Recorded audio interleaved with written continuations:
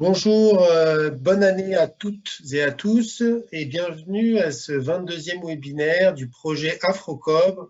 AfroCov aujourd'hui en collaboration avec le projet Ariakov que va nous présenter d'ailleurs Caroline Coulon de l'IRD ici présente. Voilà, ces deux projets possèdent un volet santé publique et sciences sociales et qui, par des enquêtes, ont pour objectif d'étudier les rumeurs et les infox liées à la pandémie de Covid-19. Lancés au printemps 2020, ces deux projets sont aujourd'hui en mesure de partager quelques résultats de leurs enquêtes respectives. L'intitulé de ce webinaire, c'est donc les rumeurs et infox, analyse de la circulation numérique de l'information.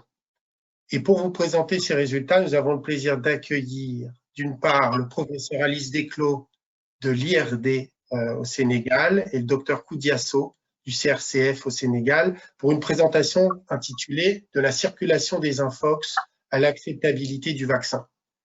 Et nous avons également le plaisir d'accueillir Joël Fabrice Tcha, qui est doctorant à l'université Félix Houphouët-Boigny et qui fait partie du programme PAXI au site ANRS de Côte d'Ivoire.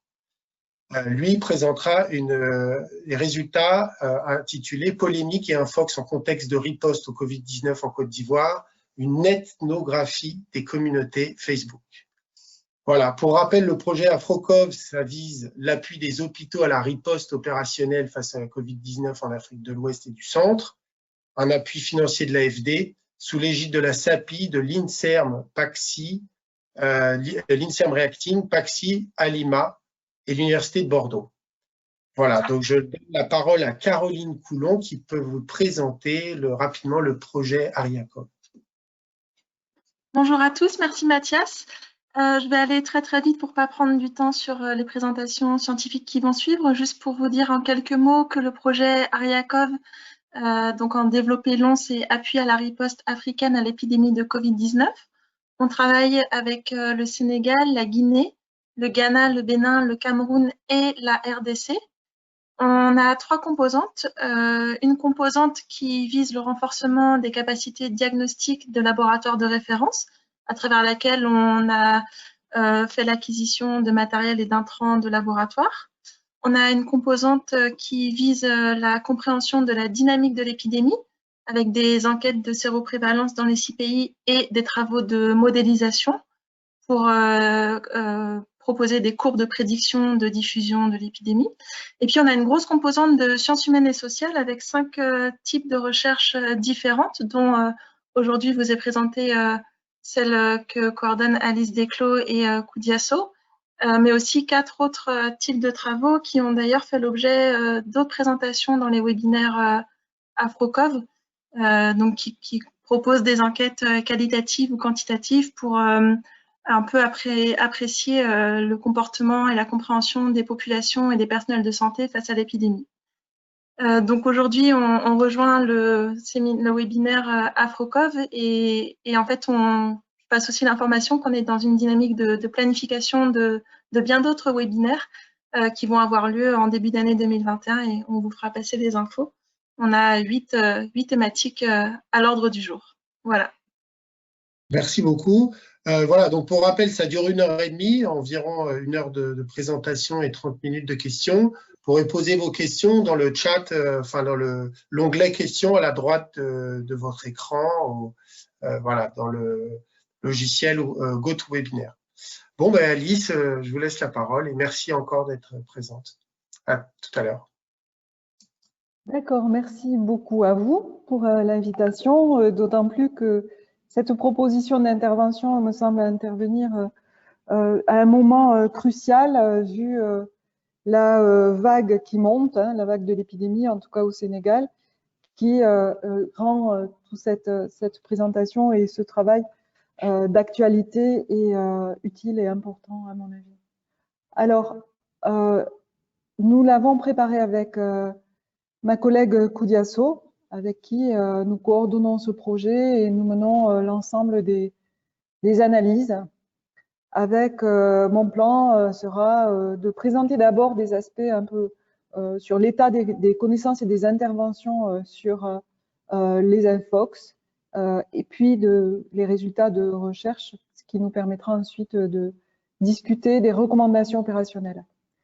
Alors donc le contexte, c'est qu'on a comme vision de la sortie de la pandémie, la vaccination, ce qui pose de multiples défis en Afrique, avec en cours la préparation de plans stratégiques nationaux qui notamment définissent les populations concernées en priorité et aussi la communication. Donc des plans de communication et d'engagement communautaire doivent être définis pendant les semaines qui viennent, dans un contexte d'infodémie où on a, vous avez remarqué qu'autour du vaccin en particulier, au cours des derniers mois, on a énormément d'informations qui ont été largement diffusées. Et notre question, c'est l'impact de cette information circulant sur les réseaux sociaux sur l'acceptabilité du vaccin. Et il faut connaître et gérer cette information pour améliorer cette acceptabilité.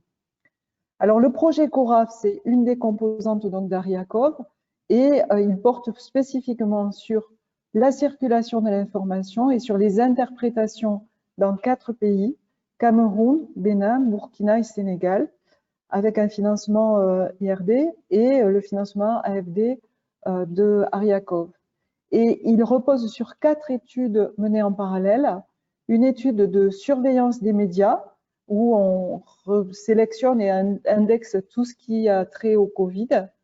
Une enquête mixte sur les opinions. Alors sur le vaccin, ça a été fait en octobre 2020. On a eu des entretiens directs et à distance avec 50 personnes par pays, environ un petit peu plus. C'est pas un échantillon représentatif, mais on fait de l'exploratoire. On fait surtout du qualitatif. Et dans cette enquête, ça nous a permis de cartographier les tendances et les opinions. Ensuite, une partie d'enquête sur les infox. Là, je vais parler essentiellement de celles, enfin uniquement de celles collectées au Sénégal. Et puis une enquête plus approfondie sur les représentations sociales qui est menée à partir d'entretiens approfondis. Donc, premier point, l'acceptabilité du vaccin. Là, l'enquête donc rapide sur les opinions a montré que dans les 4 pays, l'acceptabilité n'était que de 15%, c'est-à-dire que quand on pose la question, si un vaccin était disponible aujourd'hui, est-ce que vous seriez d'accord pour être vacciné? Seulement 15% répondent oui. 62% répondent non et 23% des personnes qu'on a enquêtées ont répondu « ça dépend, je ne sais pas », avec peu de différence selon les pays. Alors, bon, les chiffres, ils sont à relativiser, mais ils sont très éloignés de ceux au niveau mondial, puisqu'au niveau mondial, on observe un quart seulement de refus. Alors, les 3 principaux motifs de refus absolu ou d'hésitation, dans la 3e catégorie, ils sont liés à l'information diffusée sur les réseaux sociaux. D'abord, l'idée que le vaccin est dangereux en soi, parce qu'il y a des effets secondaires ou parce que la recherche a été trop rapide. Ensuite, que le vaccin a été support de complot. Alors, un complot occidental, le vaccin servirait à réduire la démographie africaine, ou bien un complot global où l'injection de puces ou de nanoparticules combinées avec la 5G servirait à contrôler les populations dans un but politique. 3e motif, ce serait que le vaccin, en fait, il a été diffusé dans l'intérêt politique et économique des puissants. Les autorités nationales et internationales seraient en collusion avec les firmes qui veulent en gros faire de ce qu'on appelle le corona business. Alors, ces opinions, on voit qu'elles ne sont pas forcément très affirmées et parfois contradictoires, donc il y a une évolution possible. Et puis, on voit qu'elles sont ancrées dans des niveaux différents des strates de représentation sociale et parfois d'arguments rationnels. Donc, des messages du genre « vaccinez-vous, c'est bon pour votre santé », ça ne suffira pas. Le rôle des réseaux sociaux, il est majeur, on le sait, dans la diffusion de la méfiance anti-vaccin. Ça a été montré aussi pour d'autres vaccins. Une synthèse bibliographique, je cite juste une phrase, il suffit de quelques minutes d'exposition à un contenu anti-vaccin en ligne pour réduire l'intention d'une personne de se faire vacciner. Alors, les perceptions dans notre enquête, dans la richesse des éléments qualitatifs, des commentaires faits par les répondants, on a pu avoir des éléments concernant leur perception de l'information diffusée sur les réseaux sociaux. D'abord, ils expriment un doute et une méfiance due à l'infodémie, qui relaie notamment des rumeurs. Alors, on voit les rumeurs qui sont retransmises, mais aussi on voit des personnes qui disent qu'elles manquent d'informations justes pour contrebalancer ces rumeurs. Citation, j'ai entendu tellement de rumeurs sur ça, il y a tellement de fake news, tellement d'informations bizarres que du coup, je ne ferai pas le vaccin. Deuxième point, les conditions d'acceptation du vaccin, elles sont énoncées ici. Si le vaccin est plus sûr, s'il est validé sur le plan scientifique par des experts ou une institution crédible, si possible nationale, et quand une bonne information aura été donnée, ou bien les personnes disent qu'elles suivront l'avis des agents de santé.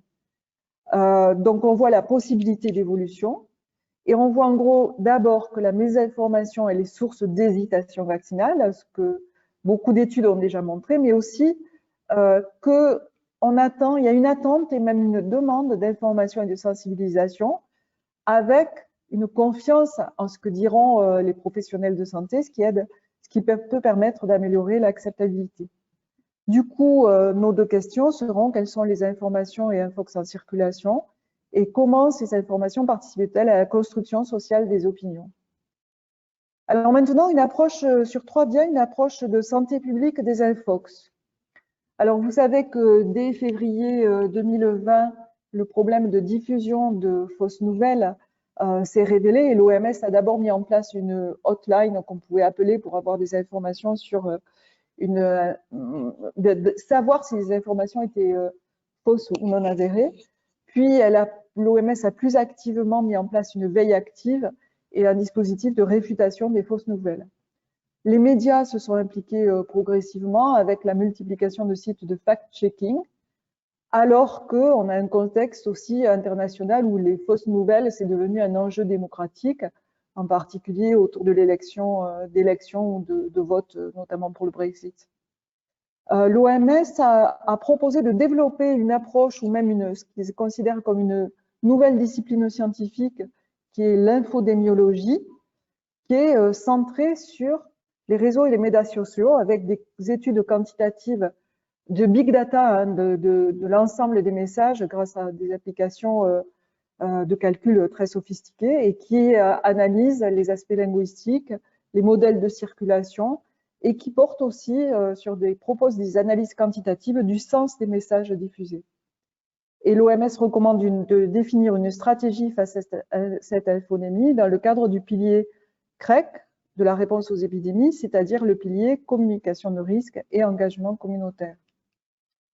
Alors, des précisions sur les termes. Les termes utilisés, c'est souvent rumeur, terme historique hein, qui renvoie à l'oralité, mais que maintenant on a étendu à la circulation de l'information numérique. Fake news, alors là, on est un peu influencé par la culture et par les termes anglais, en fait. Fausses nouvelles, utilisées en France, là aussi avec un historique de présence de ce terme dans les médias, et infox, qui est le terme que nous préférons, j'expliquerai pourquoi, qui combine information et intoxication. Alors la définition qui a souvent été utilisée, c'était l'idée d'information mensongère diffusée largement par voie numérique dans un but politique, économique ou idéologique. Alors les limites de cette définition, c'est qu'elle suppose d'emblée que le contenu est faux. Or, le récepteur, les personnes qui lisent, elles ne savent pas justement au départ si c'est faux ou pas. Ça suppose aussi que le caractère mensonger est intentionnel et la définition catégorise de manière dichotomique en vrai ou faux des contenus qui généralement sont en partie exacts, en partie faux, ou bien qui sont faux parce qu'ils sont sortis du contexte ou exagérés ou réinterprétés. Donc le terme et la définition d'infox préférable, c'est l'idée d'information non sourcée ni validée d'un point de vue scientifique a priori et largement diffusée. En gros, réseaux sociaux, on considère que c'est largement diffusé, parce que ce terme, il permet de garder cette idée d'incertitude initiale ou de doute sur l'origine et l'intention de contenu. Il conserve l'ambivalence, puisque la plupart des infox sont hybrides en fait. Et on a toujours des limites de cette notion, c'est qu'une infox, elle peut être juste ou fausse en fonction du contexte. Et ça, c'est la limite du fact-checking. Par exemple, en Afrique, on a discuté du fait qu'il allait y avoir, ou même il y a eu des infox qui ont été diffusés sur la contrainte à se faire vacciner. Or, ce n'est pas du tout vrai dans le contexte, il n'y a ni contrainte ni vaccin. Alors, bref, le vocabulaire n'est pas tout à fait stabilisé encore dans cette discipline qui s'ouvre. Alors, dans la région, vous savez qu'on a le groupe OMS, enfin plutôt on a la coordination régionale OMS pour l'Afrique de l'Ouest et le Centre pour le Covid, qui a un groupe CREC très dynamique, qui a ouvert une plateforme qui s'appelle, le titre c'est coronawestafrica.info, sur laquelle vous allez trouver des supports de communication à gauche, il y a énormément en français et en anglais, et puis aussi une formation, un module de formation sur la gestion des rumeurs qui se fait en 1 à 2 heures. Je vous le conseille vraiment. Et vous y trouverez des étapes pour traquer, c'est-à-dire suivre la rumeur et la gérer. Ces étapes, c'est se coordonner, identifier, documenter et catégoriser les rumeurs, vérifier les rumeurs et engager la communauté dans la réponse et la réfutation. Alors, pour vérifier les fausses nouvelles quand on est utilisateur, donc récepteur, il y a un certain nombre d'indications, je ne vais pas passer, que vous pourrez découvrir en lisant le diaporama. Et puis, il y a des fact-checking en ligne avec des sites qui sont très intéressants, plus ou moins spécifiques. Le second, Africa Check, est moins riche, mais il est très spécifique.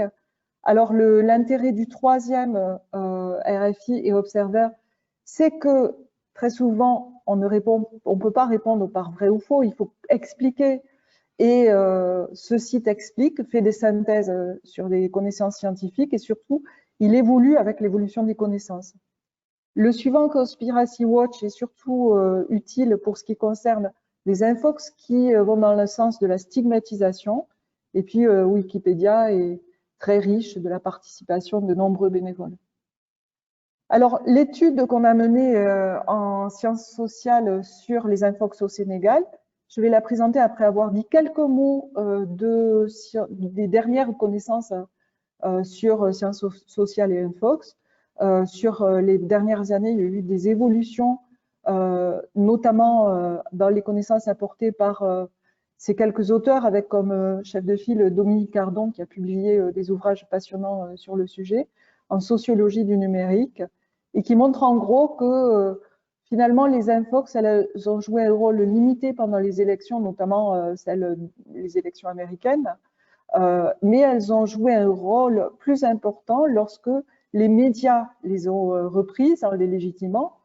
Et donc, plutôt que les seuls infox, il faut considérer un écosystème informationnel dans lequel ces infox sont contrebalancés ou pas. D'autre part, se développent les études en humanité numérique, donc des analyses sur, on va dire, le big data, les messages à grande échelle, qui sont des analyses extrêmement puissantes, mais qui sont limitées dans l'interprétation, notamment parce qu'on ne peut pas toujours localiser les messages diffusés, et sans donner de contexte, c'est assez difficile de les interpréter. Alors, ce qu'on sait aussi, c'est qu'en sociologie du numérique, on manque de travaux sur la réception, les personnes, les utilisateurs, dans quelle mesure ils adhèrent à ce qu'ils lisent, est-ce qu'ils restent sceptiques ou est-ce qu'ils croient à ce qu'ils lisent, et puis là où les anthropologues devraient ou doivent être présents, c'est que la personne, elle pratique une interprétation culturelle et contextuelle en décidant si l'information doit être considérée comme vraie, doit être considérée comme un fait, ou bien est-ce que c'est d'un autre ordre. Par exemple, les publicités, est-ce qu'il faut les croire ou pas? Dans quelle mesure on doit croire à un premier ou un deuxième degré lorsqu'il s'agit d'humour ou de parodie? Alors, par exemple, on a eu au Sénégal l'annonce d'un arrivage de vaccins sur le marché informel à Cœur-Sérine B, avec 20 000 francs CFA la dose. Moi, je commence à connaître le Sénégal, mais néanmoins, je n'ai pas toutes les clés culturelles et je n'ai pas seule pu comprendre si cette infox, c'est de l'humour, quelqu'un qui a fait une parodie, ou bien si c'est du premier degré. Donc, Koudia pourra peut-être nous en dire plus, nous donner son opinion après. Alors, toute information aussi, elle est socialisée. Évidemment, le récepteur est plus ou moins adhérent, selon s'il est seul devant l'information ou engagé dans son groupe d'appartenance, et s'il est plus ou moins ouvert à l'information. Alors nous, comment on a travaillé? On a utilisé une stratégie low-tech par opposition au high-tech des analyses de big data. On a fait une collecte locale, passive, c'est-à-dire qu'on a analysé ce qu'on a reçu à partir de réseaux élargis, donc des informations non sourcées ni validées a priori d'un point de vue scientifique, et informations diffusées sur WhatsApp et secondairement Facebook et Instagram. En pratique, c'était toute information sur le Covid qui faisait douter, vrai éventuellement, hein, même penchant pour le vrai ou faux, mais en tout cas faisant douter, sélectionné par des assistantes de recherche ayant des niveaux master, ce qui veut dire qu'on est dans la condition d'un récepteur professionnel de santé. Le résultat, c'est qu'on a obtenu 125 documents, texte, vidéo, images ou son, sur le Covid et 32 sur le vaccin, avec une augmentation de leur proportion puisque ça suit l'actualité. Alors d'abord, première observation, c'est qu'il y a des infox, mais aussi beaucoup de documents dérivés qu'on ne peut pas forcément classer en vrai et en faux, donc on ne peut pas appliquer tout le dispositif de vérification mentionné auparavant. Par exemple, c'est peut-être de l'humour, mais aussi ça peut être aussi des opinions. Et puis, il peut y avoir des messages implicites. Par exemple, l'infox, l'image que vous voyez à droite, Bill Gates au Sénégal, bon d'accord, il est indiqué danger parce que dans un contexte où on parle du vaccin et avec des récepteurs dont on sait qu'ils ont déjà entendu la théorie selon laquelle Bill Gates diffuserait le vaccin pour réduire la population africaine, alors là, le sens de cette rencontre est tout à fait différent. Donc, on a certains documents qui reposent sur des faits justes, comme cette rencontre, mais avec des interprétations erronées et parfois implicites. Le fact-checking ne suffit pas, ce qui veut dire que ça montre la complexité de l'analyse. Donc, les documents dérivés, ils peuvent aussi influencer les perceptions, hein, même avec des messages implicites. Donc, l'idée, c'était complexité. Et donc, comment faire pour les aborder? Alors, on a pris le contenu des thèmes abordés dans ces infox. On s'est basé d'abord sur des catégories qui ont été définies par l'analyse de Smith, qui a été menée au niveau global dans 41 pays sur les messages. C'est une analyse big data et qui a identifié 6 catégories de 6 grands thèmes, disons, des messages sur les réseaux sociaux. Et on a classé et on a regardé quels thèmes étaient présents dans notre corpus ou pas.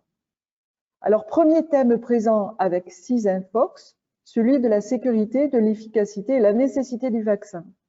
Alors, les infox, elles étaient sur le décès d'enfants vaccinés. Vous avez peut-être vu dans d'autres pays ces enfants morts ou la notion d'enfant mort après un vaccin au Sénégal, au Bénin ou en Guinée.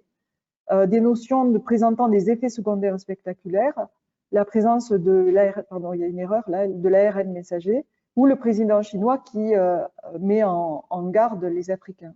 Le contenu dominant, c'est « on vous cache les effets secondaires dangereux du vaccin ». Deuxième thème, le développement des essais vaccinaux, l'approvisionnement et l'accès.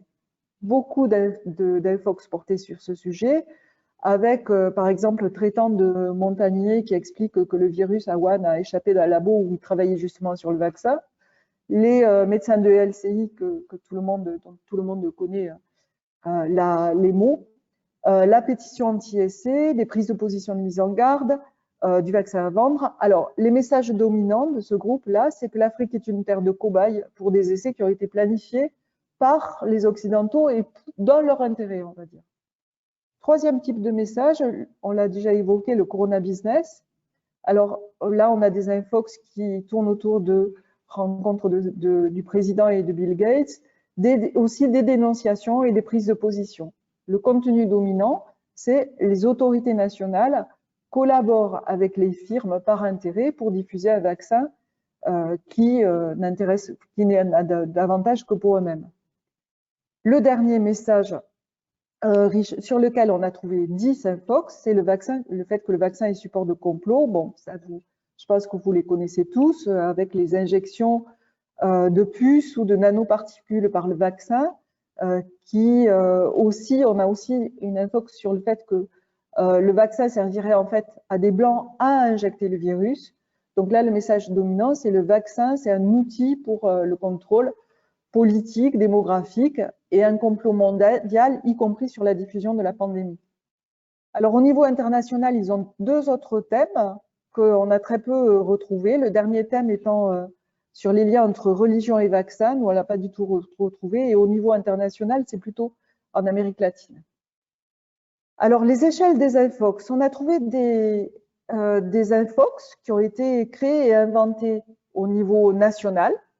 Par exemple, des questions observées dans des villages du pays. À l'échelle régionale, Afrique de l'Ouest ou Afrique. Et puis, il y en a d'autres qui sont des infox mondiales qui sont présentées de la même manière en Afrique qu'en Europe. C'est le cas avec les questions de puces et de 5G. Alors, quelques mots pour parler au-delà des infox de l'écosystème informationnel. On a fait aussi donc l'enquête sur les médias en étudiant les sujets des articles en ligne sur les vaccins. Et on a trouvé que les médias au Sénégal, médias en ligne en particulier, ont diffusé d'abord des infox contre le vaccin. Alors pour les médias en ligne, elles les ont reprises directement et elles les ont relayées directement. Puis par la suite, il y a eu de plus en plus d'informations internationales, mais de faible qualité, en absence de qualité scientifique sur les difficultés de production du vaccin, les événements, en gros le buzz, et qui reproduisent elles-mêmes des stéréotypes du cobaye. En fait. Donc globalement, un manque de contenu scientifique, manque d'adaptation au niveau national. Les médias, ils semblent ignorer qu'il existe de la recherche vaccinale menée en Afrique, et puis de manière plus générale, insuffisance de l'information scientifique dans le médiascape, l'écosystème. C'est pareil pour les chaînes de télévision. Alors, évidemment, je survole très très vite. Hein. Donc passons aux recommandations et à la discussion. Alors, les besoins de communication à propos de ces fausses nouvelles qu'on a identifiées. On vous cache les effets secondaires dangereux du vaccin. Bon, là, il faut délivrer une information juste sur les effets indésirables, mais aussi sur les effets de la maladie et sur le dispositif de pharmacovigilance. Donc ça, a priori, ça devrait figurer dans le plan de communication sur le vaccin. Deuxième thème, l'Afrique, terre de cobayes pour des essais planifiés par et pour les Occidentaux. Alors là, il faut clairement une information factuelle sur les essais réalisés en Afrique sur les vaccins Covid et ceux réalisés sur les autres continents. Et il faut clairement une information de fond sur la recherche médicale en Afrique menée par les équipes africaines. Travailler sur les notions de cobayes, de souveraineté et aussi l'existence de cadres éthiques et du cadre de sécurité. Troisième thème, les autorités collaborent avec les firmes et les puissants par intérêt. Là aussi, il faut de l'information factuelle sur les dispositifs d'approvisionnement et d'accès aux vaccins et les stratégies. Alors, d'abord, la planification de l'arrivée du vaccin, information sur les populations cibles, est-ce qu'on va vacciner les enfants, les guéris, les attestations, est-ce qu'il y aura des attestations, etc. Enfin, le vaccin est un outil pour le contrôle démographique, politique et un complot mondial. Là aussi, il faut une information factuelle et aussi une information sur l'économie des infox, puisqu'il faut bien savoir que les informations qui font du buzz, elles peuvent rapporter de l'argent aux personnes qui les émettent. Alors, sur les réseaux sociaux, qu'est-ce qu'on trouve actuellement? Alors, un déficit d'informations scientifiques ou même de rectificatif des infox, rectificatif organisé sur tous les réseaux sociaux, en particulier WhatsApp. Les dispositifs de fact-checking semblent peu utilisés. Ils ne tiennent pas compte, on n'a pas de rectificatifs qui tiennent compte de l'échelle locale ou globale des infox ou du contexte. Les initiatives, elles sont rares et souvent individuelles. Peut-être que vous avez reçu cette vidéo du docteur Cissé Ramata Sissoko depuis Atlanta, qui a fait une excellente présentation sur le vaccin. Et puis, on a vu en Europe, depuis que la vaccination a commencé, une automobilisation des soignants vaccinés qui ont créé ce qu'on appelle les vaxis, c'est-à-dire des selfies avec le vaccin, qu'ils destinent aux anti-vax et aux indécis, en se disant que ça va motiver, alors en particulier ce jeune médecin italien, juste avant de prendre 24 heures de garde, il a montré son vaccin avec un petit message. Et peut-être, si ça pouvait émerger dans la diaspora, ça pourrait être utile, ou en Afrique quand il y aura le vaccin. Alors, les recommandations opérationnelles pour les plans de communication, d'abord, insérer une stratégie sur les réseaux, concernant les réseaux sociaux, avec un socle d'informations scientifiques générales, ça qui doit être ailleurs probablement dans l'écosystème informationnel, pour contrebalancer les infox, mais il faut aussi répondre aux demandes et puis faire une veille des infox et des perceptions qui soient régulières pour orienter ces réponses. Ensuite, il faut choisir des partenaires cibles prioritaires qui connaissent les médias et les réseaux sociaux et soient des acteurs clés dans ce domaine. Il faut co-construire les informations avec des acteurs communautaires qui ont une expertise en santé et puis avoir des supports d'information diversifiés selon les publics. Pour la mobilisation pour le vaccin, il faut soutenir les mobilisations pour l'information et pour le vaccin par du leadership scientifique avec une information scientifique actualisée par des spécialistes régulières. Il faut aussi mobiliser les agents de santé parce qu'ils ont la confiance des populations, ils mettent en cohérence les informations et soutenir ceux qui sont automobilisés. Les associations de soignants, elles semblent jouer un grand rôle actuellement dans la diffusion de l'information sur le Covid. Et puis, il faut impliquer les acteurs, il faudrait, c'est les recommandations, impliquer les acteurs communautaires de proximité pour assurer l'adaptation et l'accessibilité de l'information par des échanges horizontaux et dialogues, mais aussi dépolitiser la question du vaccin pour aller au-delà de clairement le message où on va voir le chef de l'État se faire vacciner. Il faut sortir du politique et dépolitiser aussi pour engager les populations. Alors, pour appuyer ces travaux, ces démarches, vous avez deux documents qu'on peut recommander, le guide pratique fait par l'UNICEF et puis des newsletters qui permettent d'actualiser en fonction des nouvelles infox diffusées fait par l'OMS. Et en conclusion, résumé, il faut préparer la vaccination dans des plans de communication qu'il faut mettre en place dès maintenant. On sait que les représentations peuvent se constituent avant même que le vaccin soit là. C'est carrément urgent. On constate un besoin majeur d'informations sur le vaccin et une demande de la population. On a vraiment une opportunité. On constate aussi l'importance des infox. Évidemment, on n'a pas pu développer dans cette analyse rapide la place qu'elle occupe par rapport à d'autres sources d'informations. Mais les infox, elles portent sur le vaccin et sur la vaccination, donc c'est des éléments clés. Il faudra donc développer une stratégie réseaux sociaux où le fact-checking est important, mais il n'est pas suffisant, puisqu'il faudra aller vers l'engagement des utilisateurs. Et ces analyses initiales, elles sont à compléter et aussi à approfondir. Là, je pense que c'est presque une transition vers la communication suivante, puisque notre approche était assez générale. Donc, je vous remercie pour votre attention avec Dr Koudiasso qui va intervenir, prendre le relais. Et puis, dans notre équipe, travaillant sur les infox à Dakar, au Sénégal, on a, voici les membres de l'équipe.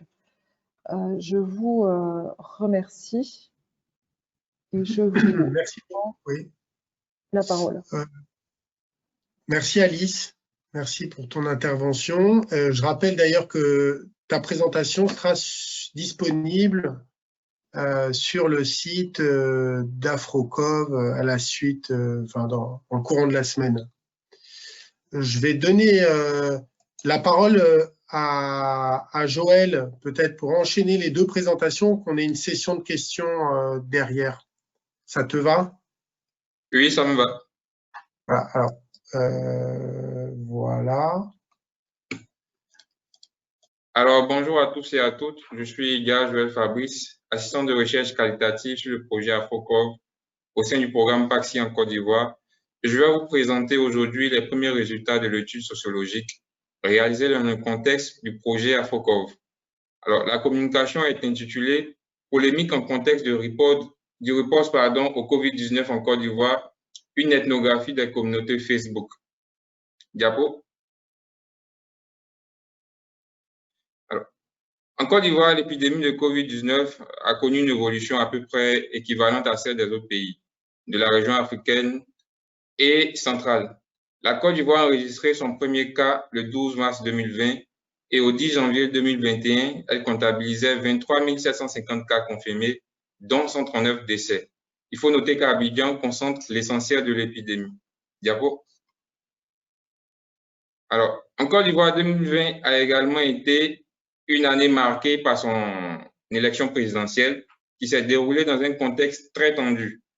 Les élections ont débuté avec la modification de la Constitution en 2016 qui a ouvert l'éventualité que le président de la République, Alassane Ouattara, brigue un troisième mandat. Pour autant, à l'origine, le candidat désigné du parti au pouvoir et dauphin du président Alassane était Amadou Gon Coulibaly, qui malheureusement est décédé en juillet 2020 et a conduit Alassane Ouattara à se présenter pour un troisième mandat contesté. Alors, l'invalidation des candidatures de Soro Guillaume et Laurent Gbagbo, ancien président, a également contribué à la contestation de la présidentielle ivoirienne. Pour une grande partie de la population, au final, l'opposition a appelé les Ivoiriens à empêcher la tenue des élections. Alors, la société ivoirienne est une société très polarisée selon les appartenances politiques entre les partisans de Laurent Gbagbo, surnommés les Gors, c'est-à-dire Gbagbo-Rien, les partisans de Guillaume Soro, surnommés les Sors pour Soro-Rien, et les partisans d'Alassane Ouattara pour RHDP. Il faut noter que les réseaux sociaux très utilisés par les Ivoiriens contribuent fortement à alimenter ces clivages, et ce de manière exacerbée dans le contexte électoral de 2020. Diapo.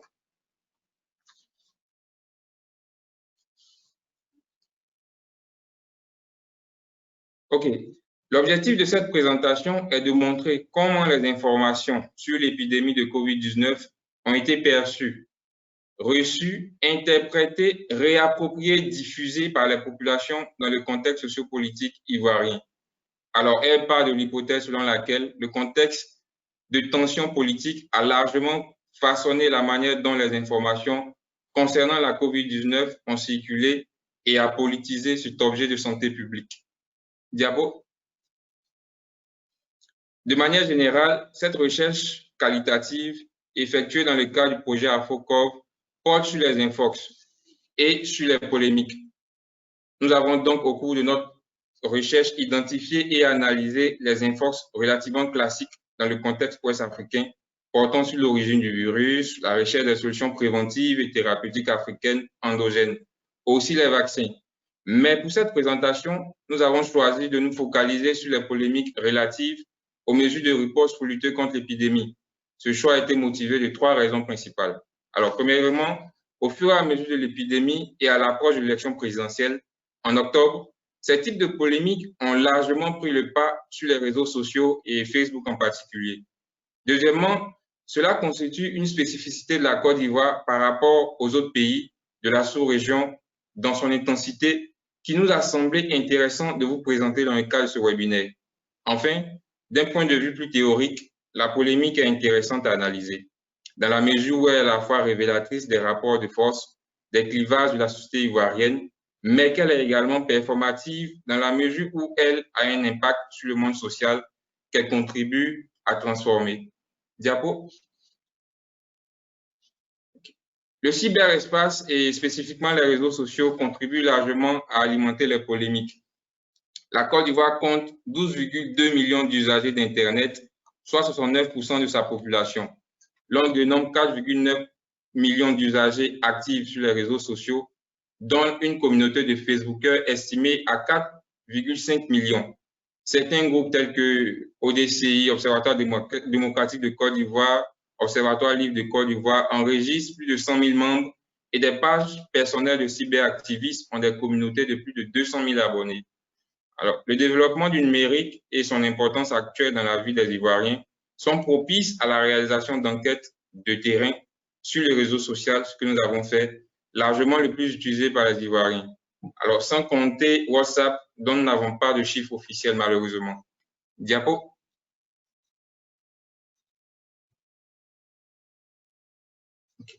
Alors, dans cette recherche, nous avons opté pour l'ethnographie, c'est-à-dire une méthode qualitative qui reprend les étapes de l'ethnographie qu'on connaît et qui les adapte afin d'étudier les communautés en ligne.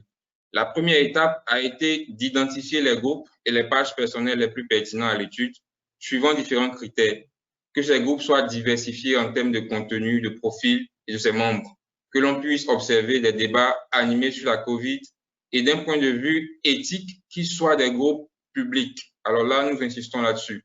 Au final, 14 groupes et 3 pages ont été sélectionnés. Diapo, Mathias. Nous avons procédé à la veille et à l'analyse des polémiques recensées du 11 mars 2020 au 31 décembre 2020. Pour cela, nous avons créé un avatar spécifique.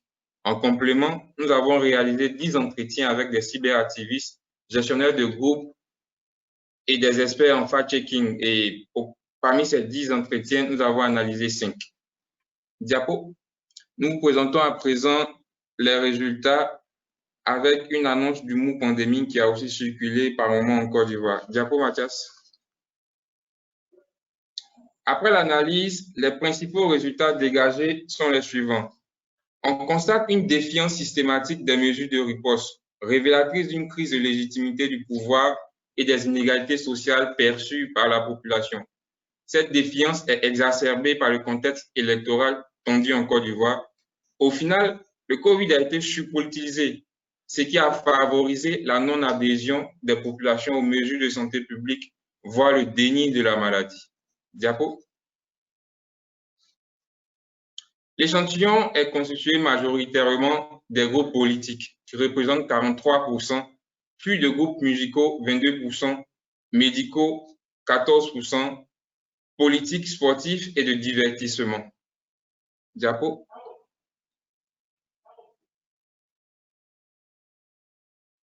Alors, les débats les plus intenses concernant la COVID sont dans les groupes politiques et médicaux.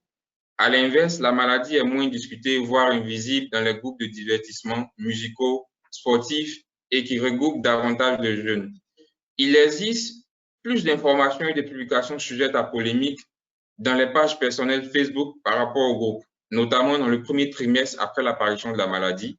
Cela s'explique par le fait que les modérateurs des groupes peuvent exercer une censure sur les publications qu'ils jugent contraires à la charte éthique de leur groupe. Cependant, les commentaires peuvent échapper à leur vigilance. Toutefois, il arrive que des membres de la communauté signalent ces commentaires aux administrateurs qui, à leur tour, imposent des sanctions à ceux qui les ont publiés.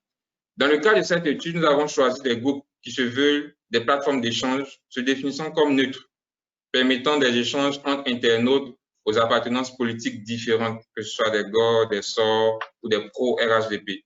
Au niveau de l'évolution de l'intensité des débats autour de la COVID, la maladie a connu une phase d'intérêt intense en début, avec l'incertitude de l'épidémie et du virus, des mesures de riposte drastiques et le contexte général de peur exacerbé par les rumeurs. Ces débats ont ensuite été moins intenses, avec un certain désintéressement des internautes, pour différentes raisons. Premièrement, la relative stagnation de l'épidémie. Deuxièmement, l'assouplissement progressif des mesures couronnées par l'annonce de la levée d'isolement d'Abidjan du reste du pays le 13 juillet 2020, qui est une date à noter. Et troisièmement, l'intérêt croissant pour la question de l'élection présidentielle en Côte d'Ivoire. Dans ce contexte, les débats liés à la COVID ont eu lieu, mais toujours associés au contexte électoral. Diapo. Alors, ici, nous vous présentons une liste non exhaustive des polémiques et infox que nous avons répertoriées sur Facebook. Pour autant, dans cette présentation, comme nous l'avons signifié dès le départ, nous allons nous focaliser sur 4 d'entre elles. Diapo. OK.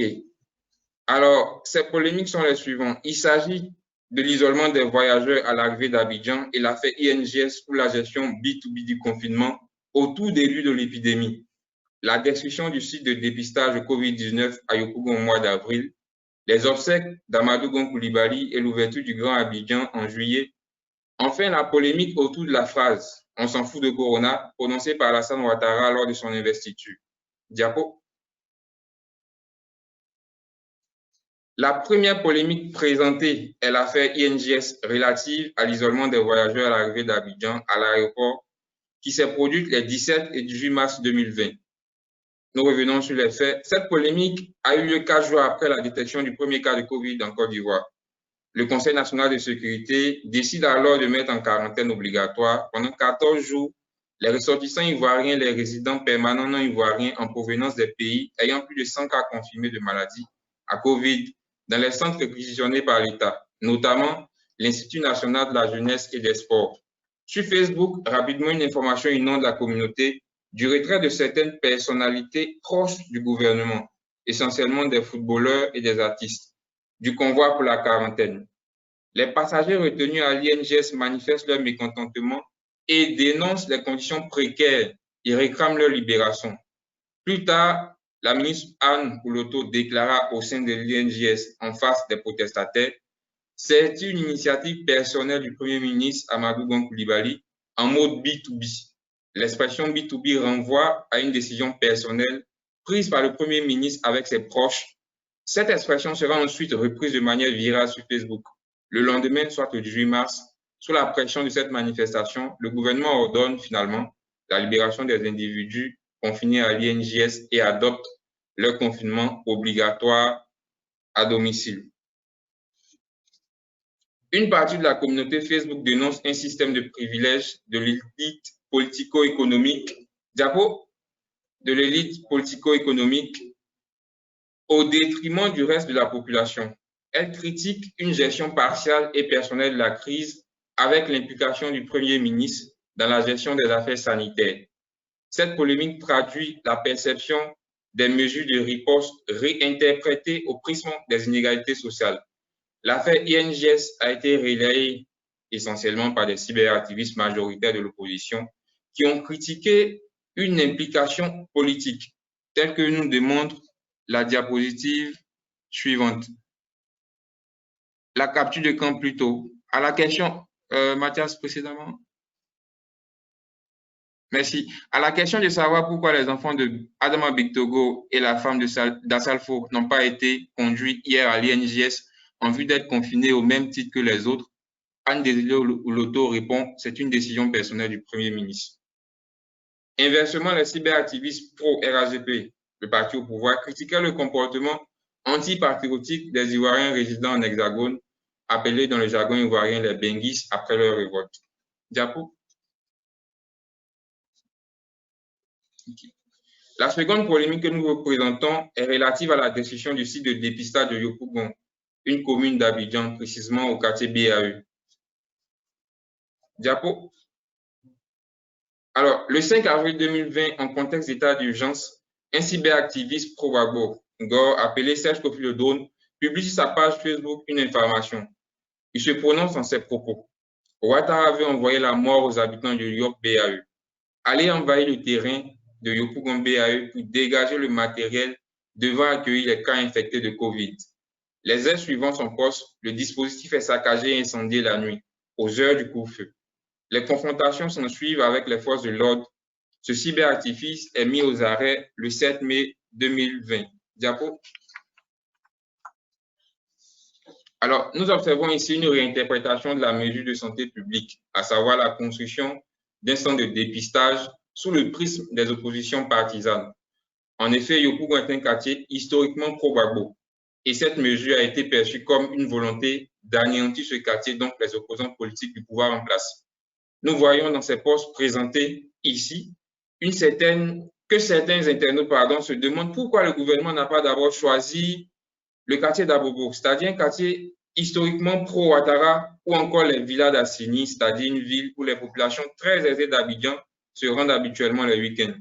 Nous observons également que cette polémique a été alimentée par des infox et par un déficit de communication du ministère de la Santé et de l'Hygiène publique.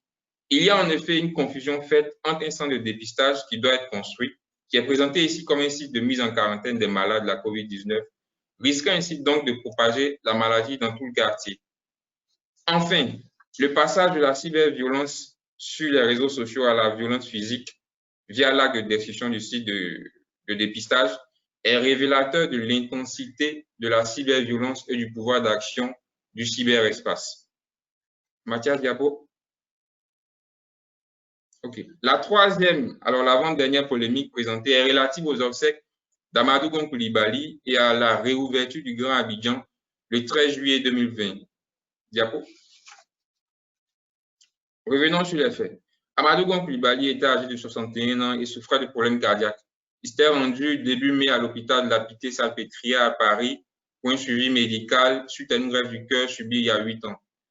Désigné candidat du RHDP aux élections présidentielles, l'ex-premier ministre rentre en Côte d'Ivoire début juillet, prêt à débuter la campagne, et décède malheureusement quelques jours plus tard, le 8 juillet. À ce moment, la mesure d'isolement du Grand Abidjan était toujours en vigueur.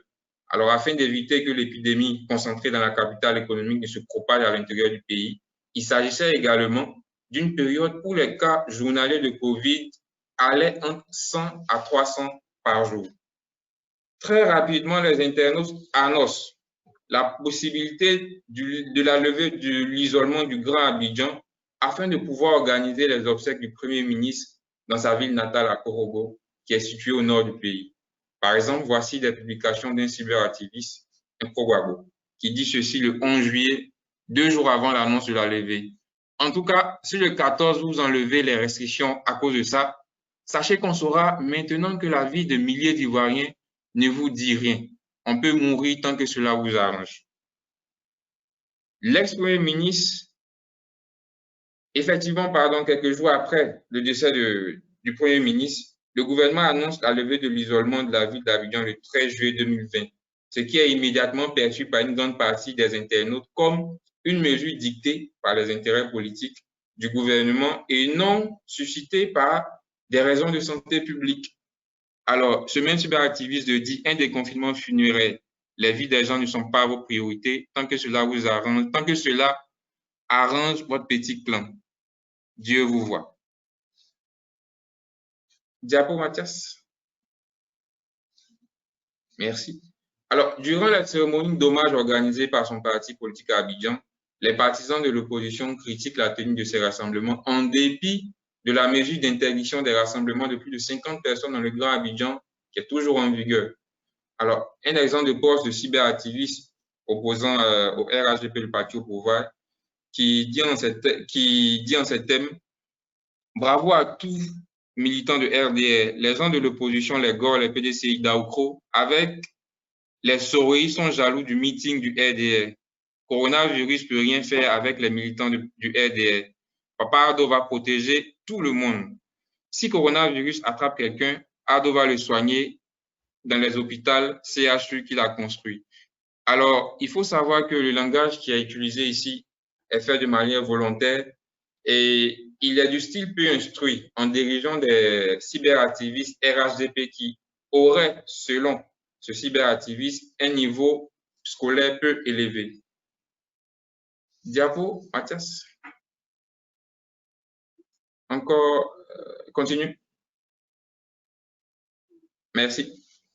Alors, cette mise en relation des internautes, que les internautes font entre une mesure de santé publique pour lutter contre la COVID et les intérêts de la classe au pouvoir a pu être observée à plusieurs reprises. Par exemple, au début de l'épidémie, le 12 avril 2020, au moment où les mesures de riposte étaient drastiques, et ce pour l'ensemble de la sous-région ouest africaine, les festivités de la Pâques ont été annulées afin de briser la chaîne de transmission de la maladie à l'intérieur du pays. Pour information, cette fête occasionne un flux massif des populations urbaines vers les campagnes.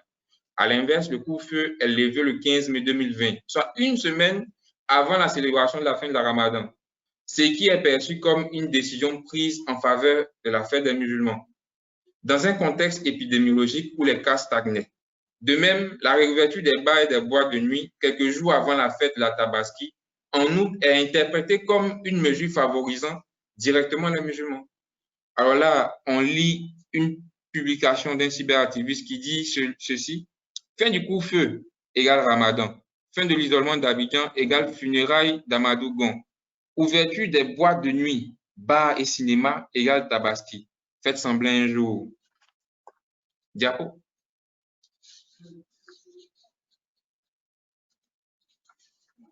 Alors, cette polémique autour de la réouverture du Grand Abidjan souligne la réinterprétation systématique des mesures de santé publique comme des mesures partiales et servant les intérêts personnels, politiques et électoraux du parti au pouvoir. Elle montre également qu'une partie des usagers de Facebook a le sentiment de 2 poids 2 mesures, en fonction de l'appartenance partisane dans l'application des mesures anti-Covid à la faveur des acteurs au pouvoir. Diapo. Alors, la dernière polémique que nous présentons est l'affaire On s'en fout de Corona qui a eu lieu le 22 août 2020. Diapo. OK. On revient sur les faits. Après la mort de son dauphin désigné candidat à l'élection présidentielle, le président Alassane Ouattara, porté par son parti et les chefs religieux traditionnels, décide de se présenter pour un troisième mandat. Le 22 août, lors de son investiture à l'élection présidentielle, en présence de 50 000 de ses partisans, il embrasse la grande chancelière sans masque et déclare « On s'en fout de Corona ». Pour les partisans du RHDP et d'Alassane Ouattara, ces propos ont été perçus sous la forme de la blague, invitant les autres internautes à ne pas les dédramatiser. Inversement, ils ont été violemment repris par les cyberactivistes de l'opposition. Alors, on lit une publication qui a été vraiment virale sur des groupes Facebook qui dit ceci: au stade Félix-Houphouët-Boigny, on n'avait plus affaire à Alassane Ouattara, président de la Côte d'Ivoire. Ce monsieur élégant, mais presque un voyou, un gangster qui s'exprimait. On s'en fout de Corona. C'est ce monsieur qui était au FMI. Merci. Diapo, Mathias. Tu peux la mettre en lecture.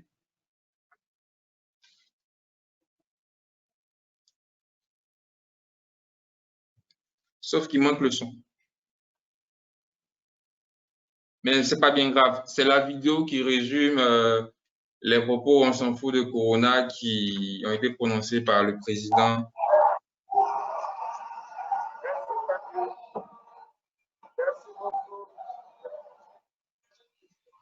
Alors, tu peux la répondre, s'il te plaît? Ou on continue carrément? Oui, je pense qu'on continue. OK, merci. Alors, 3 mois et demi plus tard, le 1er décembre, après avoir été réélu président de la République le 31 octobre, Alassane Ouattara publiait sur sa page Facebook en couverture « Attention Corona », ce qui a été accueilli diversement par ses abonnés. Alors ici, on voit Prési, avec tout le respect que je te dois, toi-même au stade, tu as dit « On s'en fout de Corona ». Ou bien ma gueule. Un autre te dit « Monsieur le Président, ne vous en faites pas car le Tout-Puissant nous épargnera de toute catastrophe liée à cette maladie et aussi grâce à votre leadership. »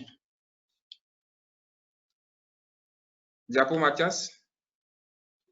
Alors la polémique, on s'en fout de Corona, marque une défiance face au discours politique véhiculant des messages perçus comme contradictoires et comme une insulte, perçue comme contradictoire et comme une instrumentalisation du Covid à des fins politiques. Elle est aussi perçue comme une mise en scène et un mépris de la classe dirigeante envers la population. Elle contribue à une défiance alimentée par le peu de communication et de réactivité de la part du ministère de la Santé et de l'hygiène publique qui peut conduire à l'absence d'adhésion au message de santé publique, voire au déni de la maladie. Diapo. Alors, en conclusion, nous pouvons dire qu'il y a une défiance systématique des mesures de riposte qui est révélatrice d'une crise de légitimité du pouvoir et des inégalités sociales perçues par les populations. Cette défiance est exacerbée par le contexte électoral tendu en Côte d'Ivoire qui, à son tour, a engendré une surpolitisation de la maladie qui entraîne un obstacle majeur à la diffusion de messages de santé publique et à l'adhésion des populations. Diapo. Alors, comme recommandation, nous proposons une facilitation de l'accès à l'information, sa décentralisation auprès des professionnels des médias, car certaines informations sujets à polémique et fake news circulant sur les réseaux sociaux ont fini par se retrouver dans le cyberespace Facebook. Également, une réaction systématique du ministère de la Santé et de l'Hygiène publique à propos des infox et des polémiques, qui est jugée par moment tardive. Impliquer les administrateurs de groupes à la diffusion des messages de santé publique qui eux-mêmes le demandent. Et éduquer les usagers des réseaux sociaux numériques aux médias et à l'information, aux périodes à la fois électorales ou post-électorales, appliquer la loi relative à la sanction des fake news sans partialité, car pour les cyberactivistes que nous avons interrogés, cette loi-là est répressive. Et enfin, accentuer la communication autour des gestes barrières sur les réseaux sociaux en contexte actuel. Diapo. Nous sommes à la fin de notre présentation. Nous vous disons un grand merci. Merci de votre présence. Merci beaucoup, Joël. Pareillement, je pense, on mettra ta présentation sur le site d'Afrocov. Voilà. Et donc, on va passer rapidement aux questions que vous pourriez avoir. Et donc, je demande si voilà, si Alice et Koudia peuvent nous rejoindre. Sinon, je vais commencer à vous poser, je vais prendre les questions. Bon, alors, vous pouvez poser vos questions sur le site de GoToWebinar. Peut-être en attendant que vous posiez, moi, j'en avais une première,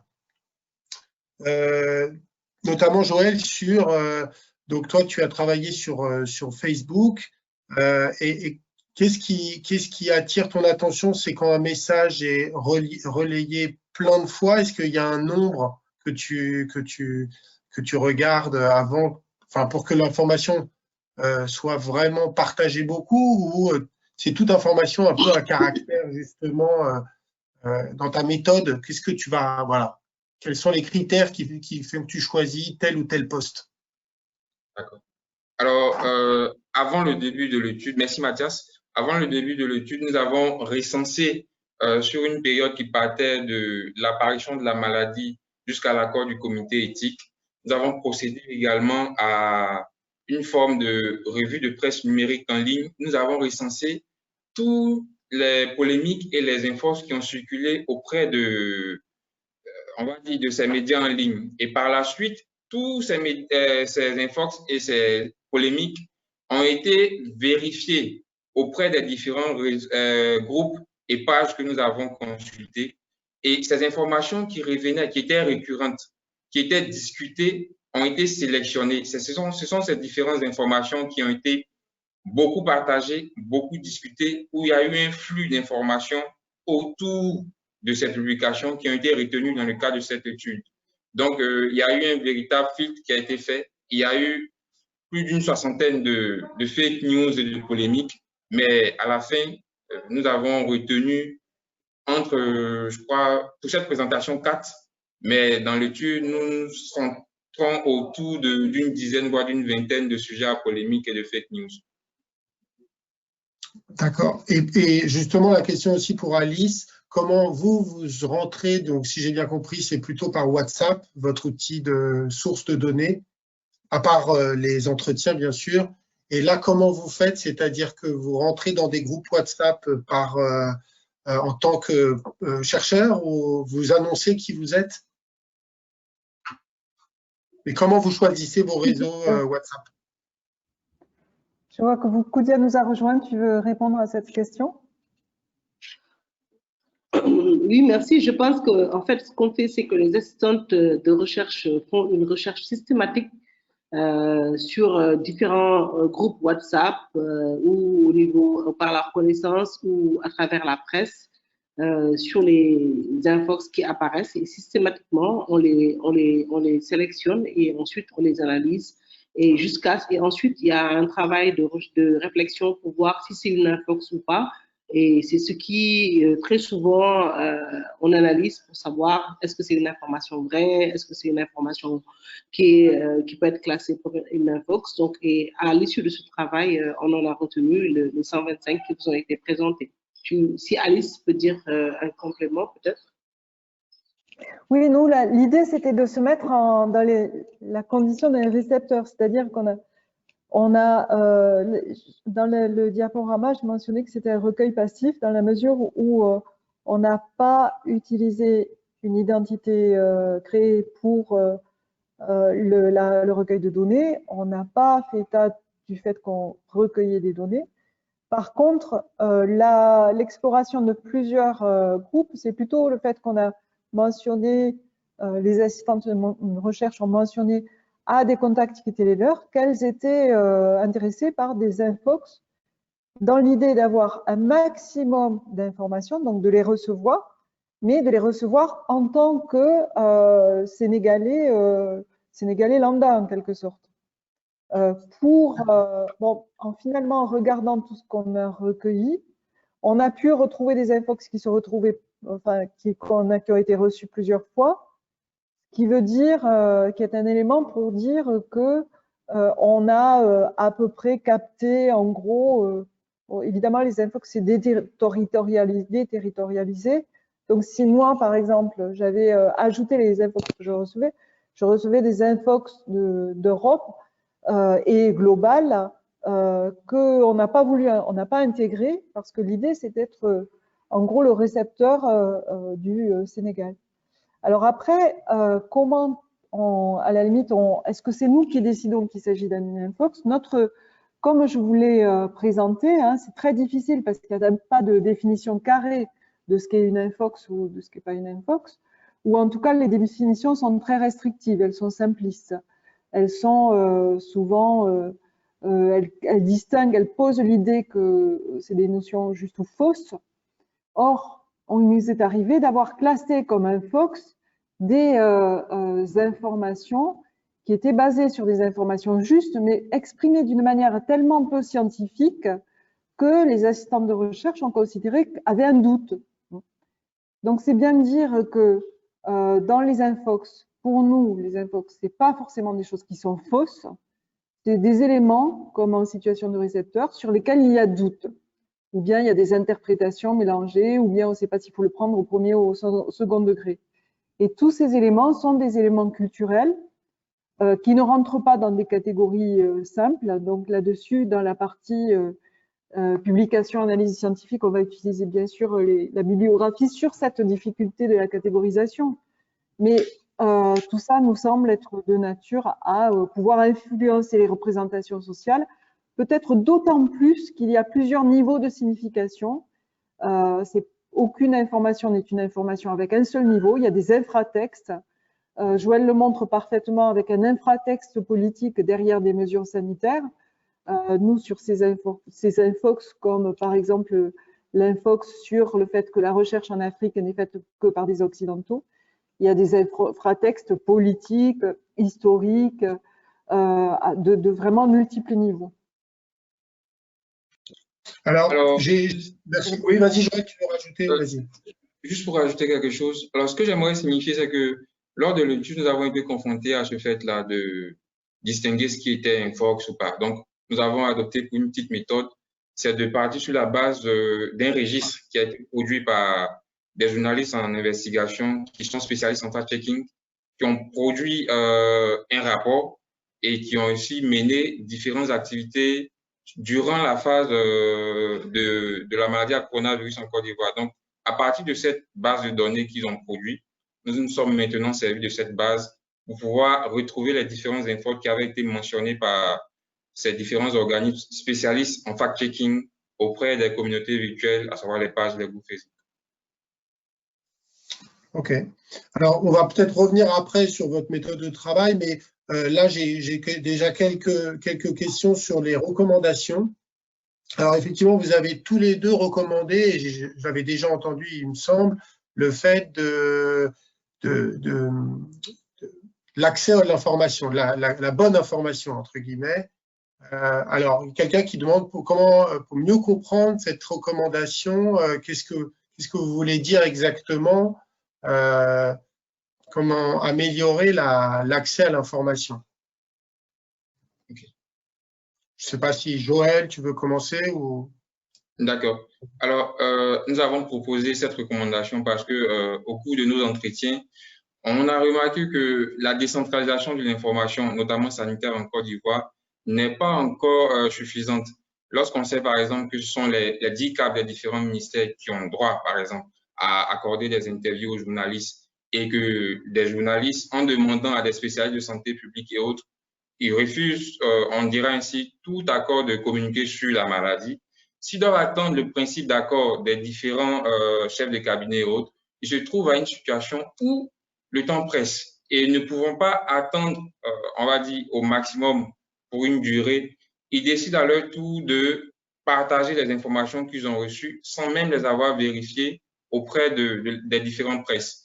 Raison pour laquelle nous avons suggéré, par exemple, au travers d'une note, le DICA puisse dire, pour la question de Covid, tous les chefs de service sont appelés à s'exprimer librement sur la maladie et à proposer des solutions, à répondre aux interviews de tous ceux et toutes celles qui aimeraient obtenir des réponses sur la maladie.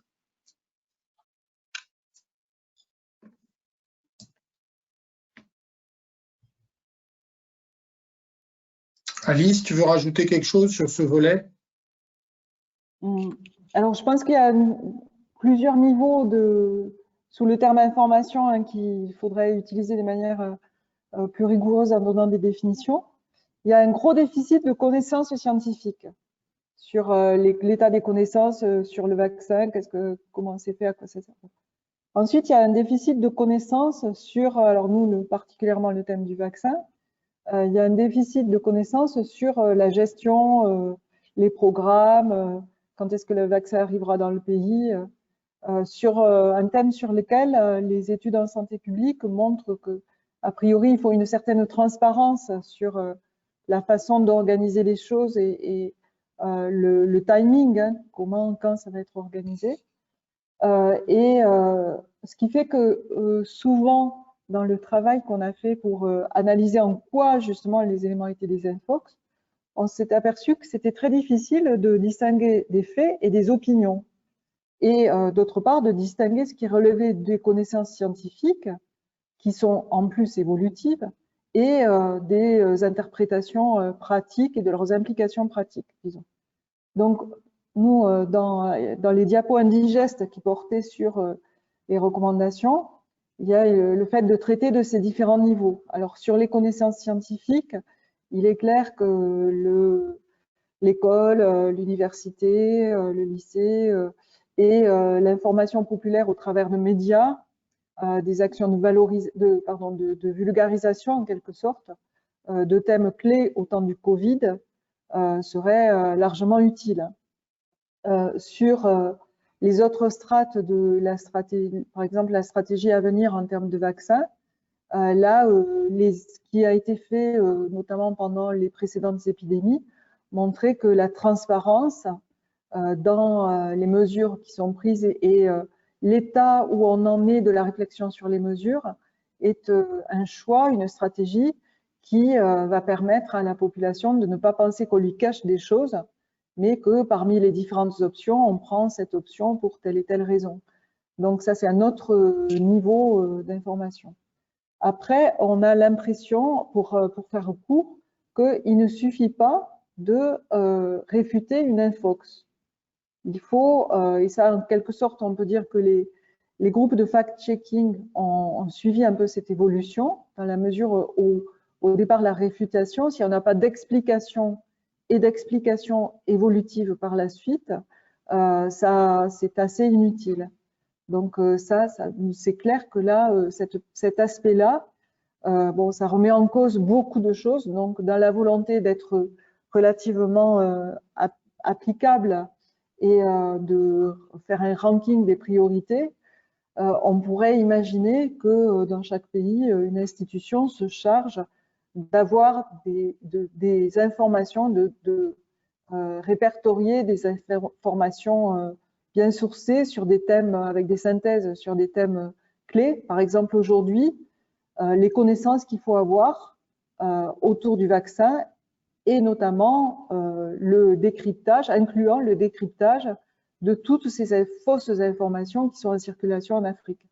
Donc, il faudrait que ce soit basé sur des connaissances de fond, adapté à la situation de santé publique et de programmation du pays, et adapté, se nourrissant des infox en circulation, et adapté au niveau de connaissances et de langage de différentes sous-catégories de population.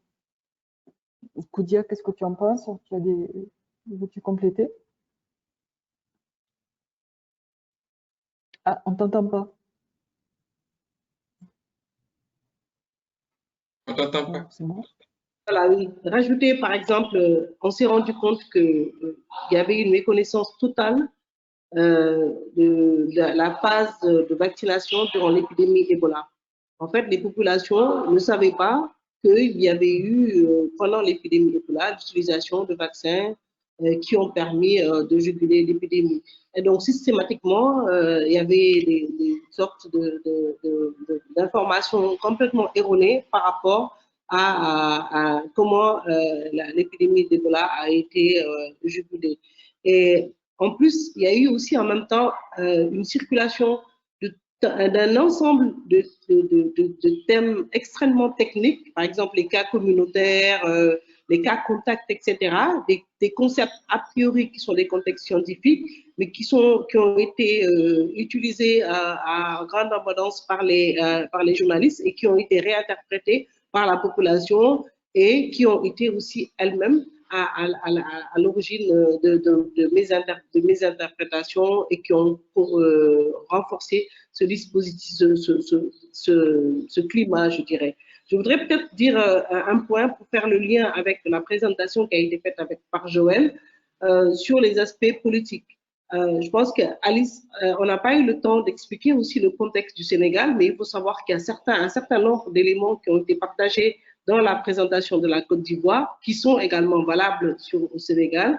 Et quand dans la présentation, Alice a parlé de l'importance de contextualiser les informations et leurs interprétations, là aussi, on est dans un contexte parfois de défiance politique et qui fait que tout ce qui est mesures politiques sont également ont été réinterprétées dans le sens d'une défiance, d'une peur ou parfois aussi d'une contestation. Et ça aussi, nous, on a analysé beaucoup de divergences dans les différentes paroles gouvernementales, dans les mesures prises qui ont aussi contribué à renforcer ce climat d'incertitude globale.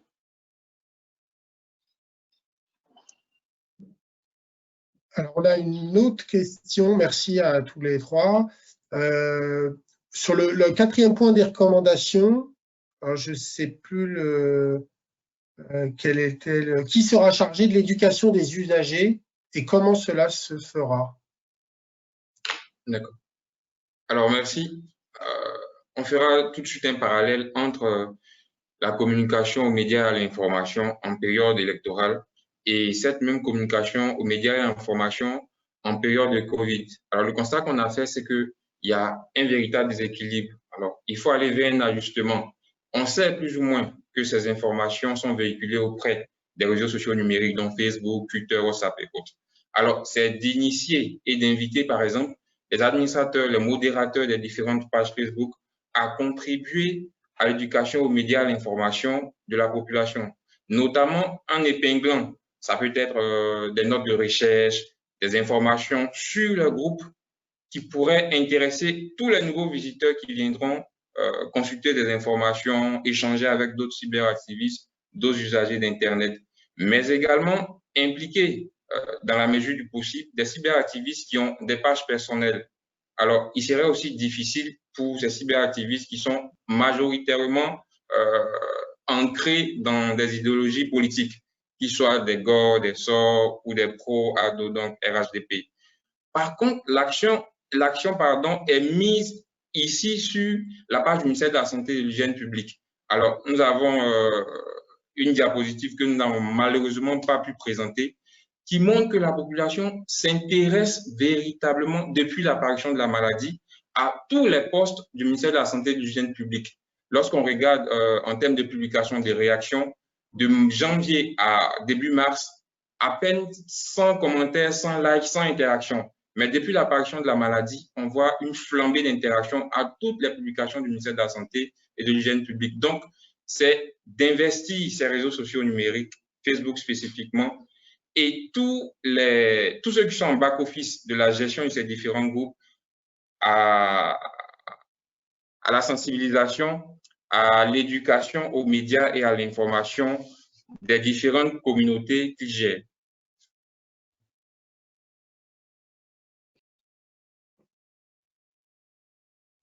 Donc, si je comprends bien, c'est le ministère de la Santé qui pourrait jouer un rôle dans l'éducation des usagers. Mais également, je l'avais entendu que Facebook lui-même avait un rôle de plus en plus fort. Il a embauché un certain nombre de personnes pour contrôler les fact-checkers, etc. Enfin, c'est pas eux les fact-checkers, mais ils ont embauché un certain nombre de partenaires pour contrôler, en fait. Donc, finalement, il y a un rôle partagé. OK. Alors, ce que tu dis est très intéressant, sauf qu'en Côte d'Ivoire, le contexte est aussi différent. Les principaux groupes que nous avons dès le départ observés ont malheureusement connu des interruptions de la part de Facebook. Les groupes ont été gelés. Ils comptaient approximativement, au DCI par exemple, près du million d'abonnés. Alors, il arrive que sur Facebook, la population ait une méfiance de Facebook, mais a plutôt confiance aux gestionnaires, aux administrateurs et aux pages, aux administrateurs des différents groupes et pages. Donc, nous pensons que l'accent devrait être plutôt mis derrière ceux qui gèrent toutes ces pages pour communiquer auprès de leur communauté. Lorsqu'on sait, par exemple, que certains pages ont plus de 500 000, voire 200 000 abonnés, ou d'autres des millions. Donc, pour nous, l'accent véritablement doit être mis sur Facebook, une communication propre aux réseaux sociaux qui, en termes de contenu multimédia, n'est pas lourd, qui ne met pas des minutes, qui est plutôt interactif, qui nécessite l'attention et qui favorise le partage, que ce soit en langue locale, avec des personnages qu'on connaît si bien.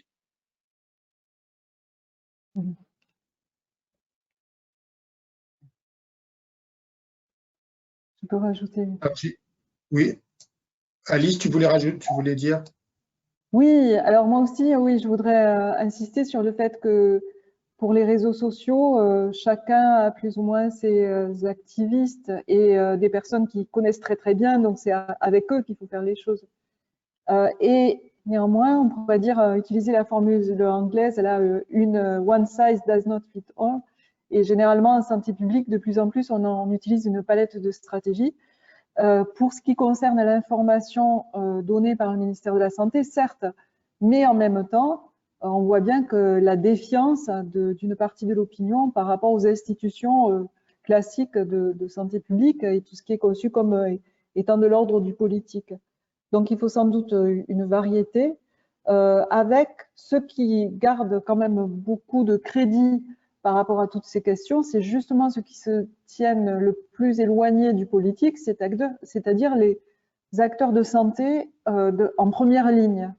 Donc, pour nous, alors, Koudia me dit complètement sur ce point, mais nous qui raisonnons par rapport au vaccin en termes de priorité temporelle, pour nous, il nous semble que, en premier lieu, en quelque sorte, à côté, alors en parallèle à ce qui se passerait sur les réseaux sociaux, il faut que les professionnels de santé soient eux-mêmes bien informés.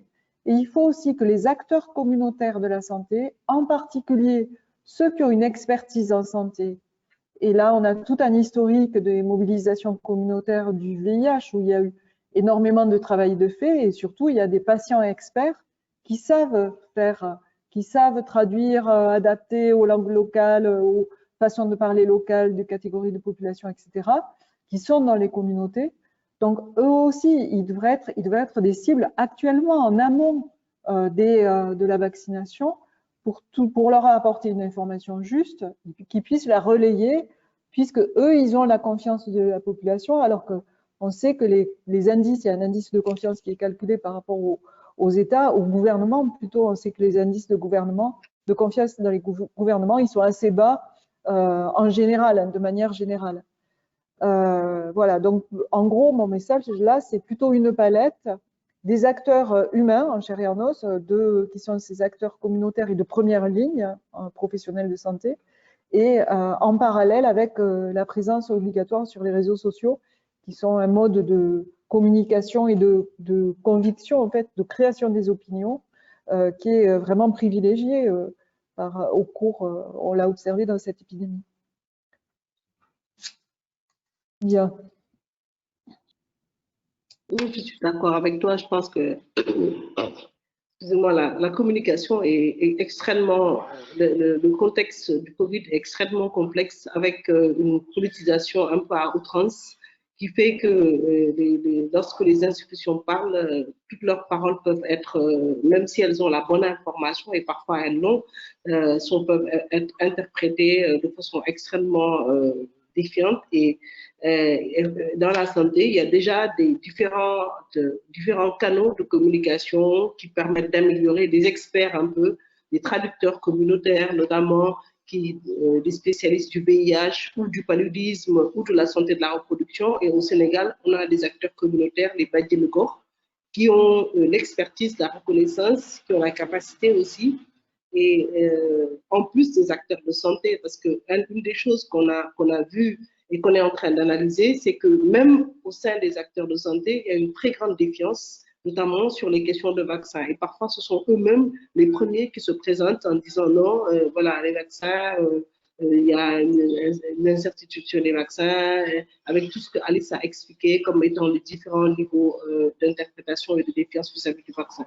Donc, l'une des premières cibles, ce serait d'abord les professionnels de santé, avec les acteurs communautaires et puis tout cet ensemble qui pourrait, sous forme d'un plan de communication de crise, puisse permettre d'améliorer un peu la situation.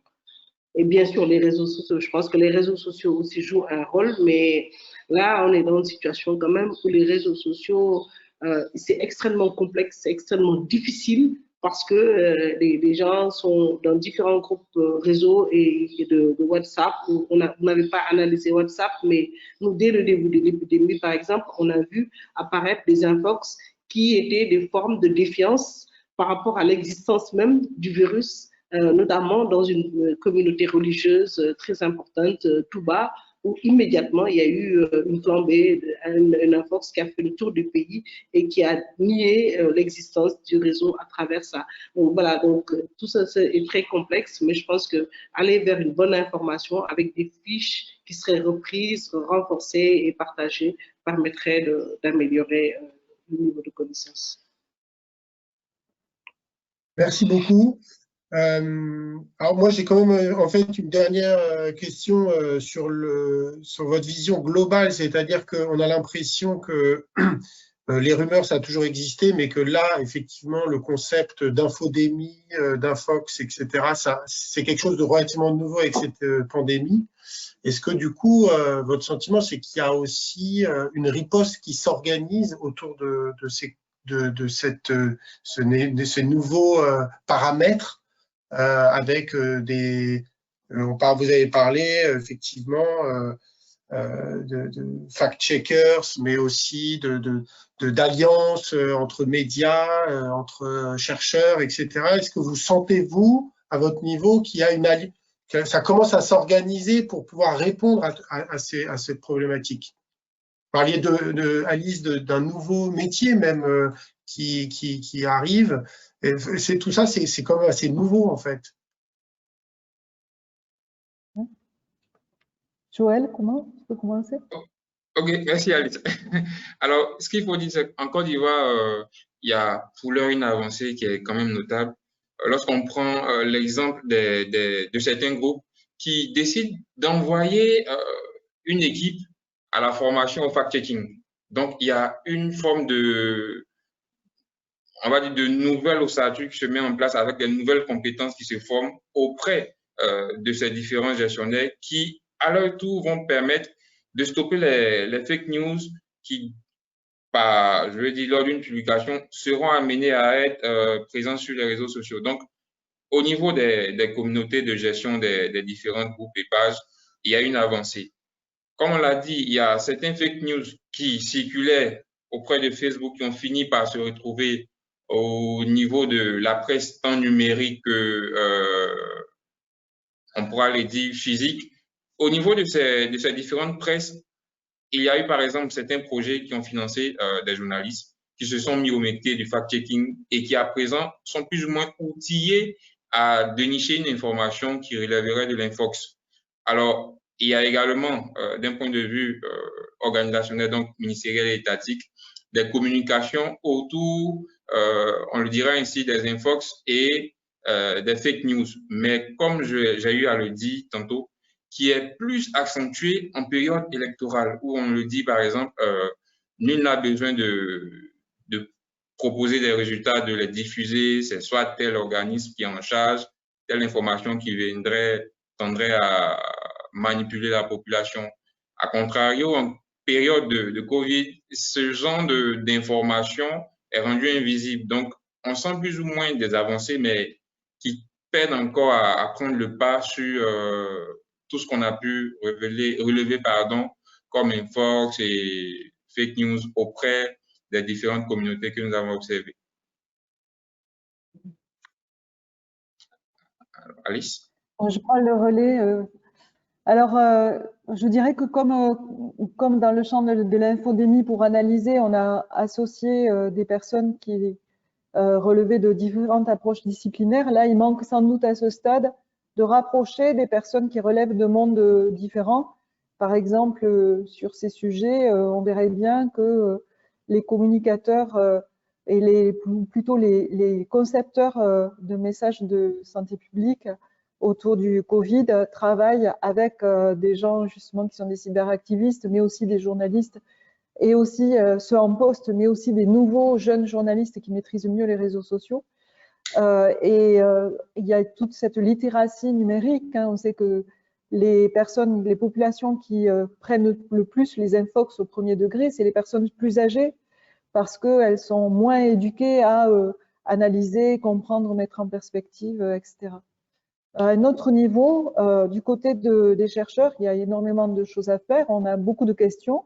Est-ce que les actions, par exemple, ne serait-ce que définir le niveau spatial, on pourrait dire, ou territorial des actions? Est-ce que, bon, les réseaux sociaux n'ont pas de frontières. Par contre, la réponse au Covid, elle a été très nationale, on va dire, définie au niveau national, souvent, même si c'est souvent proche de ce qui existe dans des pays voisins.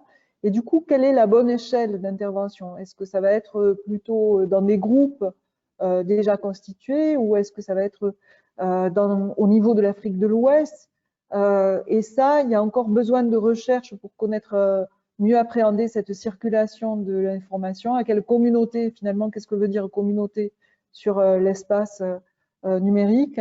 Et à adapter sans doute en fonction des différents niveaux de ce que signifie l'information. Sur les connaissances scientifiques, on n'a pas besoin que le niveau soit aussi affiné que sur des questions comme les actions en cours ou les infox très locales. C'est pour ça que cette échelle locale, globale et régionale doit faire l'objet de plus de travaux par la suite.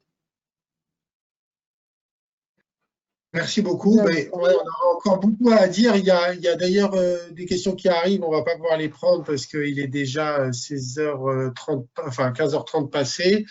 Il y a quelqu'un qui demande quand même si c'est possible de mettre à disposition la loi relative à la sanction des fake news dont tu as parlé, Joël, je crois. Oui. Peut-être tu pourras rajouter dans ta présentation. Voilà. Et puis, des félicitations à vos deux communications. Qu'on retrouvera sur le site d'Afrocov, voilà, et probablement avec la vidéo si tout le monde est d'accord. Bon, mais je me reste à vous remercier et puis vous laisser reprendre vos travaux et puis à remercier tout le monde pour l'organisation et on se retrouvera pour d'autres webinaires communs Afrocov Ariakov, notamment en sciences humaines et sociales pour établissement. Merci d'être venu.